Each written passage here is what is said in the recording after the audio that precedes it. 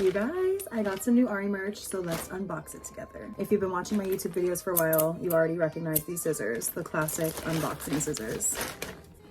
So Ariana decided to drop some anniversary crew necks since No Tears Left to Cry turned 5 years old this year, which is so insane. I had to buy this one because it is pink. If you guys remember when Ariana came out with her classic gray No Tears Left to Cry crew necks, she debuted them wearing them with her friends, and that's like kind of what circulated hype around her song when it came out at the time. These were just so iconic. If you're an Ariana fan, you already know. She released it in pink for the anniversary. It is adorable. I got a large. I'm either just gonna wear it like with leggings, or I'm thinking about cropping it and making it into like a cropped crew neck. Just a backstory, this is so sentimental to me right now because when Ari came out originally with the gray ones for sale, I could not afford merch. Like, I don't even think I had any Ari merch at the time. I literally got a gray crew neck from Walmart and ironed on the word No Tears Left to Cry. It's just so surreal now that like 5 years later, I just am in such a different place. That song got me through so much. This crew neck is just very special and I cannot wait to wear it. You know what? Let me put it on right now for you.